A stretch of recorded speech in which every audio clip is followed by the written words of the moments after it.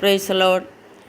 എന്നെ ശ്രദ്ധിക്കുന്ന എല്ലാ പ്രിയപ്പെട്ടവർക്കും കർത്താവായ യേശുക്രിസ്തുവിൻ്റെ നാമത്തിൽ വന്ദനം അറിയിക്കുന്നു. നമ്മുടെ ഇന്നത്തെ ചിന്തയ്ക്ക് ആധാരമായി നെഹമ്യാവ് 1:11 കർത്താവെ, നിൻ്റെ ചെവി അടിയൻ്റെ പ്രാർത്ഥനയ്ക്കും നിൻ്റെ നാമത്തെ ഭയപ്പെടുവാൻ താല്പര്യപ്പെടുന്ന നിൻ്റെ ദാസന്മാരുടെ പ്രാർത്ഥനയ്ക്കും ശ്രദ്ധയുള്ളതായിരിക്കണമേ. ഇന്ന് അടിയന് കാര്യം സാധിപ്പിച്ച് ഈ മനുഷ്യൻ്റെ മുൻപാകെ എനിക്ക് ദയ ലഭിക്കുമാറാകണമേ. നെഹമ്യാവ് എന്ന വാക്കിൻ്റെ അർത്ഥം ദൈവം ആശ്വസിപ്പിക്കുന്നവൻ എന്നാണ്. ഹക്കല്യാവിൻ്റെ മകനായ നെഹമ്യാവ് ഹർത്തഹസ്റ്റസ് രാജാവിൻ്റെ വിശ്വസ്തനായ ഒരു പാനപാത്രവാഹകനായിരുന്നു. നെഹമ്യാവ് 20-ാം ആണ്ടിൽ കിസ്ലേവ് മാസത്തിൽ രാജധാനിയിലിരിക്കുമ്പോൾ പ്രവാസത്തിൽ നിന്ന് തെറ്റിയൊഴിഞ്ഞു പോയ യഹൂദന്മാരെക്കുറിച്ചും യെരുശലേമിനെക്കുറിച്ചും ചോദിച്ചു. അവർ അപമാനത്തിലും മഹാകഷ്ടത്തിലുമായിരിക്കുന്നു. യെരുശലേമിൻ്റെ മതിലിടിഞ്ഞും അതിൻ്റെ വാതിൽ തീ വെച്ച് ചുട്ടും കിടക്കുന്ന വർത്തമാനം കേട്ട് നെഹമ്യാവ് ഇരുന്ന് കരഞ്ഞു, ഏറെ നാൾ ദുഃഖിച്ചു. ഉപവസിച്ചും കൊണ്ട് സ്വർഗത്തിലെ ദൈവത്തോട് പ്രാർത്ഥിച്ചു. തൻ്റെയും ജനത്തിൻ്റെയും പാപങ്ങൾ ഏറ്റുപറഞ്ഞ് കരഞ്ഞ് യെരുശലേമിൻ്റെ ശൂന്യത കണ്ട് കരഞ്ഞ നെഹമ്യാവ് തൻ്റെ പ്രാർത്ഥനയ്ക്ക് തൻ്റെ നാമത്തെ ഭയപ്പെടുന്ന തൻ്റെ ദാസന്മാരുടെ പ്രാർത്ഥനയ്ക്കായി ശ്രദ്ധിക്കണമേ എന്ന് പ്രാർത്ഥിച്ചു.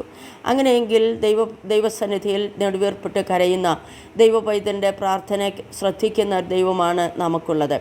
ഏലിയാവിൻ്റെ ശ്രദ്ധയേറിയ പ്രാർത്ഥന ദൈവം കേട്ടു. സഭയുടെ ശ്രദ്ധയേറിയ പ്രാർത്ഥന കേട്ട് പത്രോസിനെ കാരാഗൃഹത്തിൽ നിന്ന് വിടുവിക്കുവാൻ ദൈവം തൻ്റെ ദൂതനെ അയച്ചു. നമ്മുടെ യേശു കർത്താവ് ഒരു കല്ലേറ് ദൂരത്ത് മുട്ടുകുത്തി പിതാവായ ദൈവത്തോട് അതിശ്രദ്ധയോടെ പ്രാർത്ഥിച്ച് ദൈവ ഇഷ്ടത്തിന് ഏൽപ്പിച്ചു കൊടുത്തു. നമ്മുടെ ആത്മീയ ഭൗതിക വിഷയങ്ങൾക്കായി, നമ്മുടെ തലമുറയുടെ രക്ഷയ്ക്കായി, അവരുടെ ഭാവിക്കായി കരയുന്ന ഒരു ദൈവപൈതൻ്റെ ശ്രദ്ധേറിയ പ്രാർത്ഥനയ്ക്ക് തീർച്ചയായിട്ടും മറുപടിയുണ്ട്. വിശ്വസിക്കുക. നെഹമ്യാവ് പ്രാർത്ഥിച്ചു പറഞ്ഞതുപോലെ ഇന്ന് തന്നെ അടിയന് കാര്യം സാധിപ്പിച്ചു തരണമേ എന്ന് പ്രാർത്ഥിക്കാം.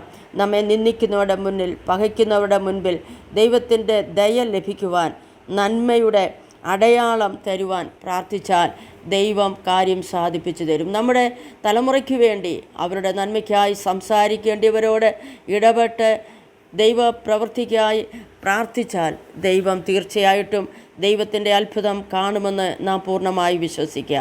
ഇന്ന് തന്നെ ദൈവം കാര്യം സാധിപ്പിക്കും. ആമേൻ, ഹല്ലേലൂയ.